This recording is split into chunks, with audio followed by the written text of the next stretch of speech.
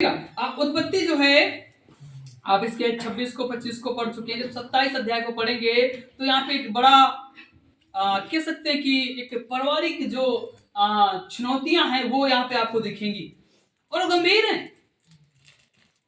अगर आप इसे अपने जीवन में भी लागू करें तो कहीं ना कहीं आप पाएंगे कि ऐसे ही चल रहा है। यहाँ पे एक माँ बाप के दो संतानें हैं, है ना, दोनों से बेहद प्यार किया जा रहा है। और आप देखिएगा यहाँ पे थोड़ा सा लचीलापन दिखेगा, आपको मोड़ दिखेगा जहां पे आपको सोचना मजबूर हो जाएंगे आप, है ना। और क्या है कि इसहाक जो है वो बुजुर्ग हो चला है। क्या हो चला है? अनुभवी है, बुजुर्ग हो गया है, उसकी आंखों से उसको धुंधला दिखाई पड़ता, अच्छा दिख नहीं पाता। उसकी एक दिन तमन्ना थी, आशा थी, क्या कि भैया हमारा बड़ा बेटा जाए और हमारे लिए अच्छा खाना पकाए, क्या करे, अच्छा भोजन पकाए और मैं इसे दिल खोलकर आशीर्वाद दूं।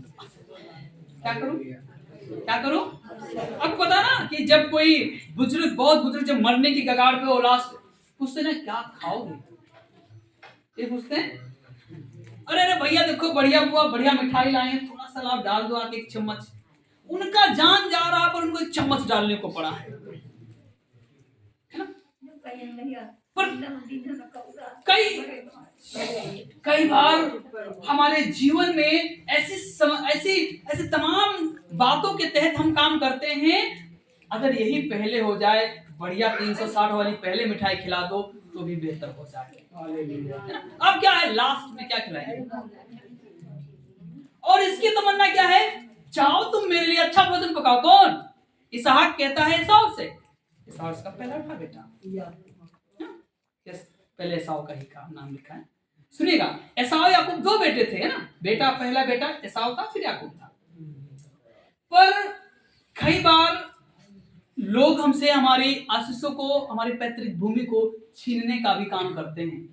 हमारा परिवार, हमारा समाज, जिस आप समाज में पले बड़े हैं ना, वो भी आपको छीनने का काम करता है, देने का नहीं। और यहाँ पे ऐसे ही एक स्टोरी, कहानी है, क्योंकि इसहाक तो चाहता था कि और बड़े बेटे को, उसका भोजन को अपने खाए और मन के मुताबिक वो बनाए और उसको मन भर कर क्या करे, आशीर्वाद दे।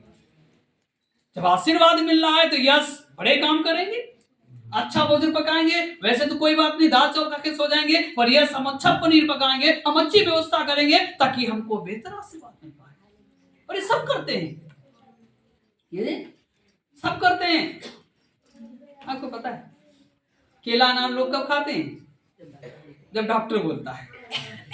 पहले नहीं खाएंगे, पैसा बचा लो, परिवार के काम आएगा, बच्चों के काम आएगा।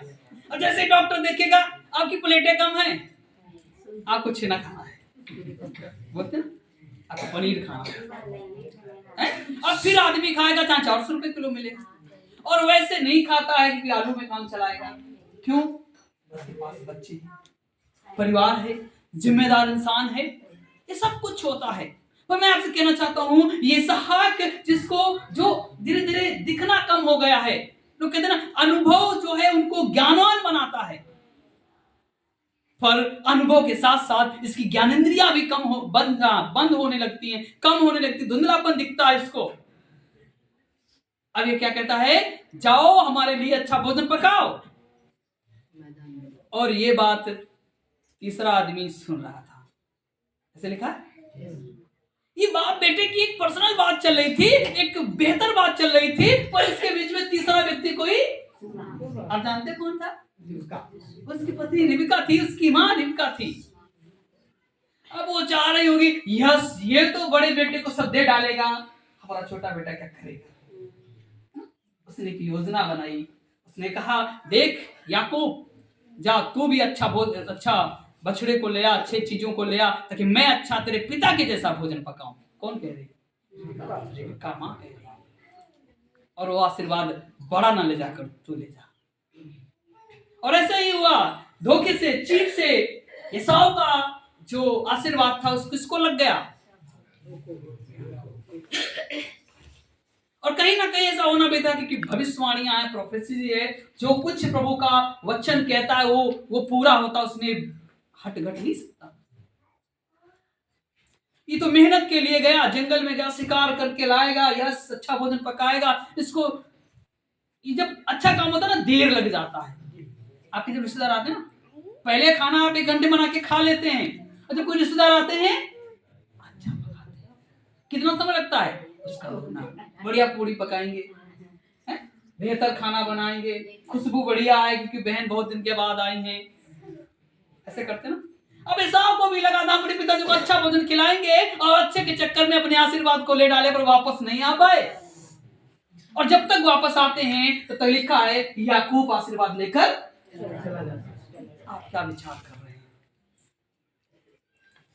क्या आप अपने आशीर्वाद को बनाए रखना चाहते हैं या खोना चाहते हैं?